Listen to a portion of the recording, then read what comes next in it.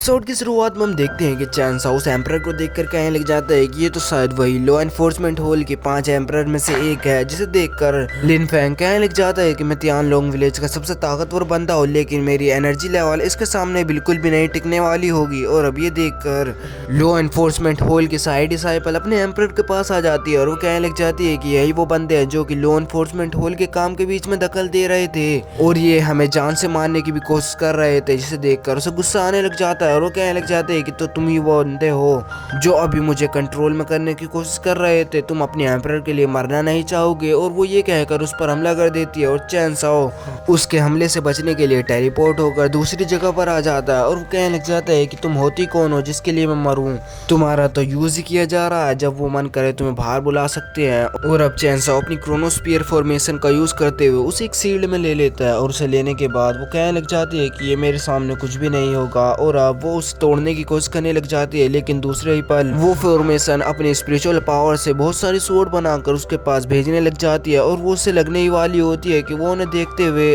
अपने अटैक को रोकती है और वो कहने लग जाती है कि तुम्हें बहुत कुछ आता है, मैंने सचमुच तुम्हें अंडर एस्टिमेट किया था, मैंने सोचा नहीं था कि मेरे सामने बंदा इतना ताकतवर भी हो सकता है, लेकिन देखते हैं तुमने प्यामा पैलेस से पंगा लिया है इसलिए तुम्हें मरना तो होगा ही। और अब एम्परर चैन साओ की फॉर्मेशन को पूरी तरह से हटाकर अपनी सारे डिसाइपल को लेकर वहां से बहुत तेजी में जाने लग जाती है और जाते हुए कहने लग जाती है कि तुम याद रखना हम दोबारा से जरूर मिलेंगे और जब ये समय आएगा तो मैं तुम्हें मार डालूंगी। और अब ये देखकर वो रेड डीमन चैन साओ के पास आता है और वो कहने लग जाता है क्या हमें उनका पीछा करना चाहिए या नहीं, जिसे देखकर चैन साओ कहने लग जाता है कि इसका कोई भी फायदा नहीं होगा, वो बहुत ज्यादा ताकतवर थी लेकिन हम उसका पीछा ही नहीं कर सकते हैं क्योंकि वो बहुत ज्यादा फास्ट जा रही है और इतना तेज जाना हमारे बस के नहीं है, लेकिन हमने जिसको बचाना था वो तो बचा ही लिया है। और अब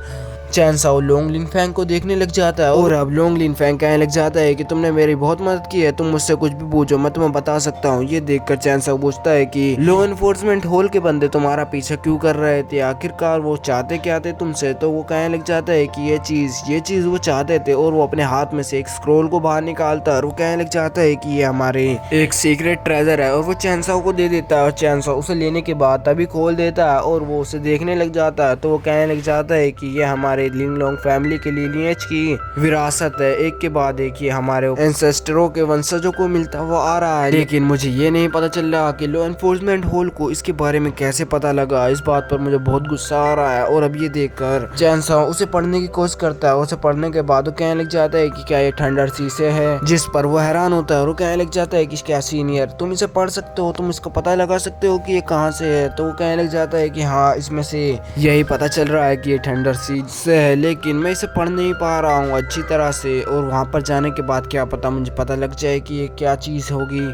लेकिन चैन साओ वो स्क्रोल वापस से लिन फेंग को दे देता है और वो कहने लग जाता है कि तुम उसका पता लगा सकते हो, मुझे तुम पर विश्वास है। और अब ये कहकर वो दोनों वहाँ से जाने लग जाते हैं। ये देखकर लिन फेंग स्क्रोल को देखकर चैन साओ को देखने लग जाता है और चैन साओ को रोकता है। और अब लोंग लिन फेंग चैन साओ के पास आकर वो उसे स्क्रोल देता हुआ कहने लग जाता है कि मैं ये चाहता हूँ कि तुम रख लो, जिस पर चैन साओ हैरान होता है और वो कहने लग जाता है कि सीनियर मुझे लगता है कि ये लोंग फैमिली से बिलोंग ही नहीं करता है, क्योंकि मेरे एंसेस्टर ने इसे पढ़ते पढ़ते ही अपनी जिंदगी गंवा दी, लेकिन उन्हें कुछ भी समझ नहीं आया और मैं भी ऐसा नहीं चाहता हूँ। लेकिन तुमने इसे देखते ही ये पता लगा दिया कि ये कहाँ से बिलोंग करता है, इसलिए मैं चाहता हूँ कि तुम रख लो। और तुमने वैसे भी हमारी लोंग फैमिली के एक सीक्रेट ट्रेजर को बचाया है, इसलिए मैं एक रिवार्ड के रूप में तुम्हें ये देना चाहता हूँ। इसे देखने के बाद चैन साओ खुश होता है और वो कहने लग जाता है कि अगर तुम्हें इसमें कोई भी बुरी बात नहीं लग रही है तो तुम मुझे ये दे सकते हो। जिसे देने के बाद चैन साओ उस स्क्रोल को लेने के बाद उसके अंदर कुछ टेक्निक को देने लग जाता है और अब ये देखकर वो हैरान होता है और चैन साओ कहने लग जाता है कि मैंने यहाँ पर ये टेक्निक को सीखा है और ये ताकतवर तो है ही